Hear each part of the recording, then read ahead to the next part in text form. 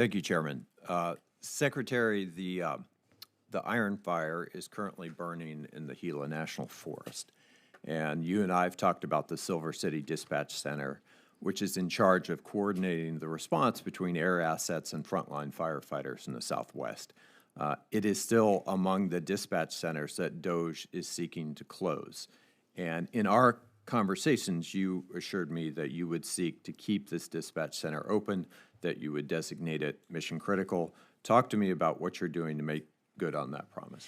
Yeah, we have been in conversations with GSA on that, Senator, and certainly as we have many hands working across the Trump administration to deliver on our promise for a more effective and efficient government, we agree that this is important, and especially as wildfire season is heating up, ensuring that we are operationally ready at every turn in your state and in other states that are highly affected by that. So we remain focused on that, and if you hear something different, please call me.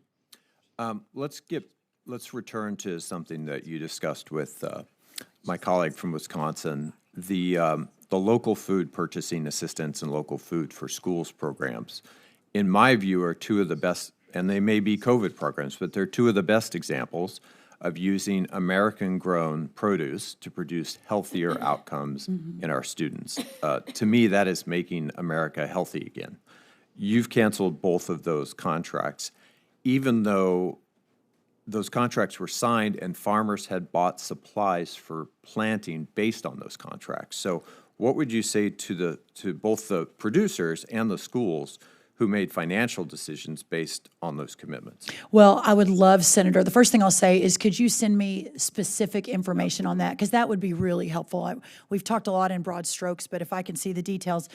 In New Mexico, you still have $1.5 million of the last tranche left out of $6 million. I can't speak to what the state is doing, and we'll be happy to run that to ground. But the people I'm hearing from are literally the schools and the producers who were impacted, the growers. Yeah, I would love to get more details on that and what that looks like, again, as a COVID-era program. The other side of this, and I want to make sure you've got plenty of time to ask your other questions, but the other side of this, as far as the local nutritious farms, et cetera, I mean, I think that's a massive push. I think it's important we remain prioritized on that. But again, the $400 million a day we spend at USDA on nutrition, just on nutrition, I believe sincerely that we'll be able to check a lot of those boxes without continuing a program that was supposed to end at the end of COVID, and that, in fact, most states still have a lot of money left in the bank. They haven't been able to spend it.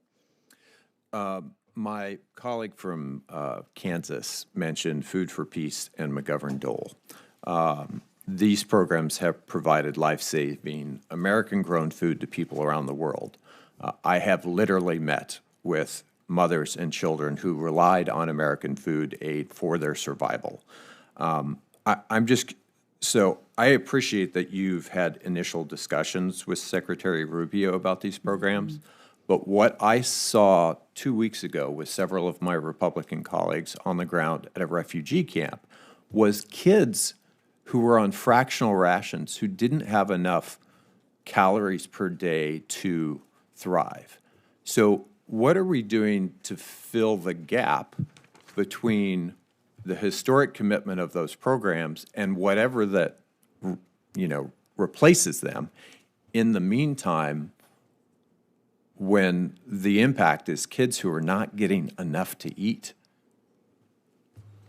And you're talking specifically on the international programs. Yes, that's a great conversation. We continue to talk about it. The president has been very clear that we have to ensure that our kids here in America that are hungry, that we're serving, obviously they are the priority. It doesn't mean that we don't care about or want to move out our American farmers' produce, and we should, and commodities across the world, but really focusing here in America first. But secondly, understanding how effective those programs are, which I talked a little bit about with the back and forth with Senator Baldwin, I think it may have been Senator Murray, but how important and effective those are, where we're spending the money, how it's being spent, and what that looks like. I think you'll get a lot of support from this committee to go after overhead, excess overhead.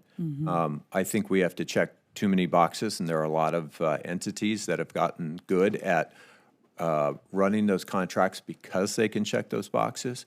But what we saw on the ground was kids who had malaria and other diseases because they simply didn't have enough food to eat because commitments we made were not being made good on.